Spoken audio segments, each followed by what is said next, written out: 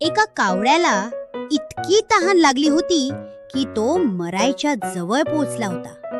पण शेवटी त्याने अशी युक्ती केली की तुम्हीही थक्क व्हाल. एकदा एका उन्हाळ्याच्या दिवसात एका कावळ्याला खूप तहान लागली होती. सूर्य खूप तापला होता आणि सगळीकडे उकाडा वाढला होता. तो पाण्यासाठी इकडे तिकडे भटकत होता. आकाशात उडत उडत तो थकून गेला होता.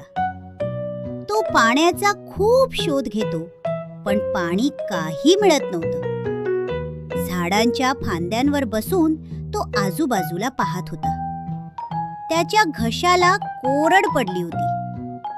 कावळा खूप चिंतेत पडला होता. आता काय करावं असा तो विचार करू लागला. थोडा वेळ तो सावलीत बसला, पण तहान काही कमी होत नव्हती. फिरता फिरता त्याला एका घराबाहेर एक माठ दिसला. तो आनंदाने पटकन त्या माठावर येऊन बसला. त्यात पाणी असतं, पण त्याची पातळी खूप खाली गेलेली असते. कावळ्याने माठात डोकावून पाहिलं.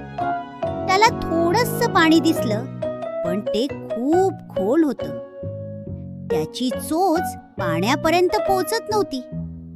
तो पुन्हा पुन्हा प्रयत्न करू लागला, पण त्याला पाणी काही पिता येत नव्हतं. तो निराश होऊ लागला. थोडा वेळ तो शांत बसून विचार करू लागला. कावळ्याने विचार केला आणि त्याला एक युक्ती सुचली.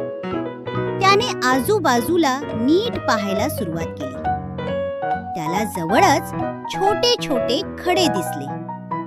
कावळ्याने आपल्या चोचीने एक एक खडा उचलून माठात टाकायला सुरुवात केली. जसे जसे खडे खाली जात गेले, तसे तसे पाणी वर येत गेले. असे करता करता पाणी माठाच्या तोंडाजवळ येऊ लागले. थोड्याच वेळात पाणी इतकं वर आलं की ते त्याला सहज पिता येईल. कावळ्याने पोटभर पाणी प्यायले.